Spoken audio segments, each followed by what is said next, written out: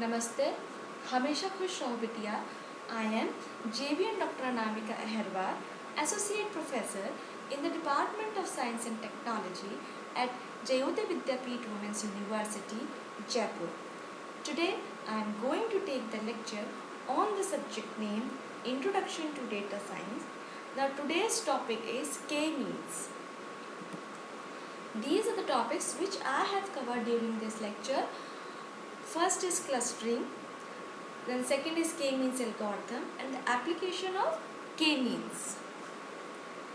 Now, to know about K-means, it is very important to know what is clustering, because clustering is basically the important part of the K-means and KNN neighborhood, because it all comes the data points which are close together, and that data points we can keep it into a cluster. So here the term arises the clustering. So you need to know about the clustering.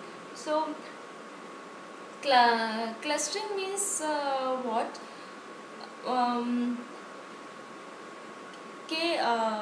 Clustering is basically the most common exploratory data analysis technique, right? Which is used to get an intuition about the structure of the data. So it can be combined as the task of identifying subgroups in the data such that data points in the same subgroup cluster, okay, as I told you, these clusters are very similar, while data points is in different clusters are very indifferent, right? So K-means algorithm. This K-means algorithm is an iterative algorithm, right? So due to its iterativeness, this attempts to divide the database into K predefined separate non-overlapping subgroups clusters where each data point belongs to only one group, okay? So it tries to make intercluster data points as similar as possible while keeping clusters as different, that is far as possible, right?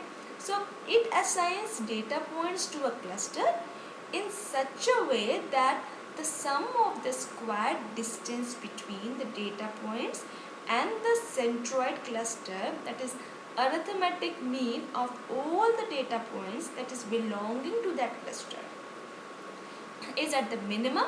So the distance should be minimum so that we can keep it into a cluster, okay? So the less variation we have within cluster, the more homogeneous the data points are within the same cluster. Homogeneous means same, okay, similar, like. So this is the algorithm of K means. The first is specify the number of K cluster, okay. Then initialize the centroid by first shuffling the data set and then randomly selecting K data points for the centroid without substitution. Centroid is what basically? It is the center point of the cluster, okay. So keep iterating until there is no change in the centroids, that is the assignment of data points to cluster does not change, right?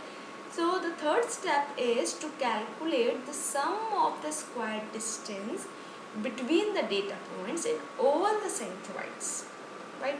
Then after assign each data point to the nearest cluster, that is centroid. Then after calculate the centroids for cluster by taking the average of all data points that is belonging to each cluster, right? So first is specify the cluster, okay. Then initialize centroids, then iterating till the centroids never change their data points, okay. So means data points to cluster isn't changes, that's why we can keep it into a cluster. Then after you have to compute the sum of square distance between data points of all the centroids. Then after assign data points which is closest just for the cluster, then to compute the centroids of the cluster. Okay, so this is the algorithm of k-means. Now come to the application part. K-means algorithm is very popular and of course used in a variety of applications such as market segmentation, document clustering, image segmentation and image compression, etc.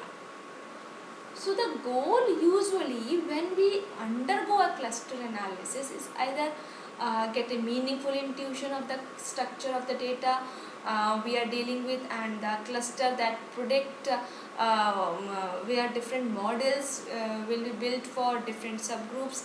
If we believe that there is a wide variation in the behaviors of different subgroups, so the example of clustering patients like into different subgroups and builds a model for each subgroup to predict probability of the risk to have heart attacks. Okay, so means I'm just giving you an example. Just in this example I am taking about the clustering patients.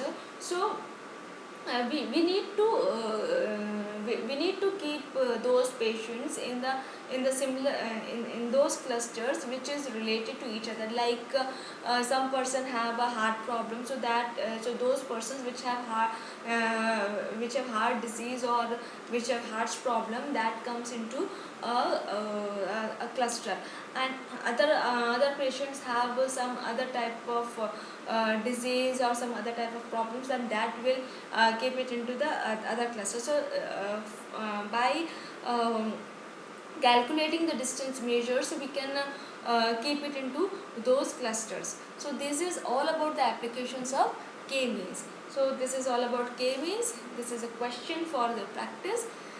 This is how to determine cluster in k-means. Thank you.